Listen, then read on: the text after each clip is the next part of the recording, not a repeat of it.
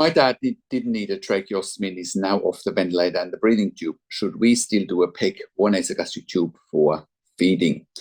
My name is Patrick Hutzel from intensivecarehotline.com with another quick tip and update for families in intensive care, where we answer critical questions for families in intensive care that come up for many families in intensive care, especially when a loved one is coming off the ventilator. So here's the situation. Teresa says, thank you for your perspective on the tracheostomy. And this is one of our members that we've been working with for quite some time. And you can join our membership at intensivecarehotline.com if you want to become a member and help for families in intensive care. So this client initially came to us and asked whether her dad should have a tracheostomy or whether there was a chance to be weaned off the ventilator and avoid the trach. And we said there is a chance to wean off the ventilator and avoid the trach, and that's exactly what came true. So then the member says, thank you for your perspective on the tracheostomy.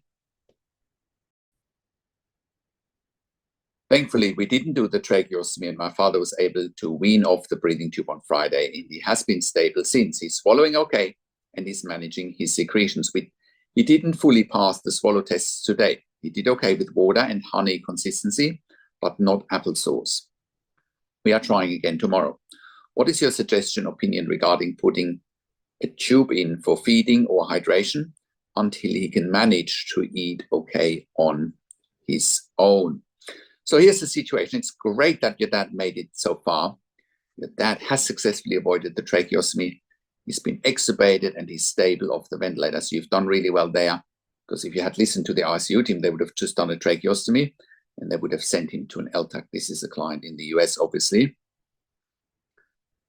He's swallowing some, handling secretions and managing thin liquids and honey consistency during the swallow test. He didn't pass with applesauce today, but another attempt is coming tomorrow. Now you're being asked, should we put a feeding tube in, maybe a PEG tube, a percutaneous endoscopic gastrostomy, or a nasogastric tube? And the clock is ticking. So here's what you need to know based on my experience helping families in intensive care. For 25 years, I've worked as a critical care nurse in intensive care for over 25 years in 3 different countries. So number one, you did the right thing not rushing the trach. That's well done to you, first off. The system often pushes for the tracheostomy too early. You waited, your dad got through it, and now he's breathing on his own. That's a major win. Number 2, feeding tubes, PEG versus nasogastric tube. What's the real deal? Right now, your dad's swallowing isn't quite back to full function, and that's completely normal after extubation, especially in elderly patients or after prolonged intubation. If he does need nutritional support, short term, an NG tube or nasogastric tube is the way to go. It's less invasive, it's quick to place, and can be removed easily once he's eating again. There's no need for a PEG unless your dad shows no signs of swallowing recovery after several weeks, which doesn't sound is the case. Number 3, avoid the PEG unless absolutely necessary. A PEG is a surgical procedure. Once it's done, doctors often get lazy and stop trying to wean off it. It's meant for long-term feeding, usually when there's no recovery inside, but your dad is already halfway there. He's swallowing water, thickened fluids. Give it time. Push for daily speech therapy and swallow rehab. Let the body catch up. Number 4, do not let the hospital rush you. Hospitals often want a PEG to discharge someone faster, either to rehab or nursing home. Don't fall into that trap. Ask, can we keep the nasogastric tube a little longer while he's recovering? Make sure they're giving enough time for swallow therapy, nutrition, and hydration before making irreversible decisions. Final thoughts. Stick with the nasogastric tube for now. Monitor progress daily and reevaluate in 5 to 7 days. If he's showing improvement, and it sounds like he is, there is absolutely no need for a PEG tube. Keep advocating for your dad's progress the way you did with the ventilator and tracheostomy, because it's working. You've got this. And if you need help to further negotiate with the hospital and with the ICU or making the right next move, reach out. This is exactly what we help families with here every day at intensivecarehotline.com. I have worked in critical care nursing for 25 years in 3 different countries, where I worked as a nurse manager for over 5 years in intensive care. And I've been consulting and advocating for families in intensive care since 2013 here at intensivecarehotline.com. And I can very, very, very confidently say that we have saved many lives with our consulting and advocacy. because of our insights, and you can verify that on our testimonial section at intensivecarehotline.com, and you can verify it on our intensivecarehotline.com podcast section where we have done client interviews. And because our advice is absolutely life-changing, right? The biggest challenge for families in intensive care is simply that they don't know what they don't know. They don't know what to look for. They don't know what questions to ask. They don't know their rights, and they don't know how to manage doctors and nurses in intensive care.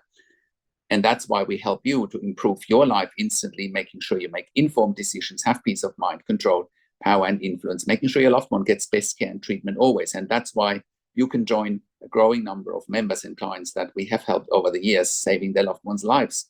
And that's why I do one-on-one consulting and advocacy over the phone, Zoom, WhatsApp, whichever medium works best for you. And I talk to you and your families directly. I handhold you through this once-in-a-lifetime situation that you simply cannot afford to get wrong. And when I talk to families directly, I also talk to doctors and nurses directly, asking all the questions that you haven't even considered asking, but must be asked when you have a loved one critically ill in intensive care. I also represent you in family meetings with intensive care teams. We also do medical record reviews in real time so that you can get a second opinion in real time. We also do medical record reviews after intensive care. So if in case you have unanswered questions, if you need closure, or if you are suspecting medical negligence. We also have a membership for families of critically ill patients in intensive care, and you can become a member if you go to intensivecarehotline.com, if you click on the membership link, or if you go to intensivecaresupport.org directly. In the membership, you have access to me and my team 24 hours a day in a membership area and via email, and we answer all questions intensive care related. In the membership, you also have exclusive access to 21 ebooks and 21 videos that I've personally written and recorded. And all of that will help you to improve your life instantly, make informed decisions, have peace of mind, control, power, and influence, making sure your loved one gets best care and treatment always. And all of that you get at intensivecarehotline.com. Call us on one of the numbers on the top of our website, or simply send us an email to support@intensivecarehotline.com with your questions. And if you like my video, subscribe to my YouTube channel for regular updates for families in intensive care. Click the like button, click the notification bell, share the video with your friends and families, and comment below what you want to see next, what questions and insights you have from this video. I also do a weekly YouTube live where I answer your questions live on a show, and you will get notification from the YouTube live if you are a subscriber to my YouTube channel, or if you are a subscriber to my intensivecarehotline.com email newsletter at intensivecarehotline.com. Thank you so much for watching. This is Patrick Hutzel from intensivecarehotline.com, and I will talk to you in a few days. Take care for now.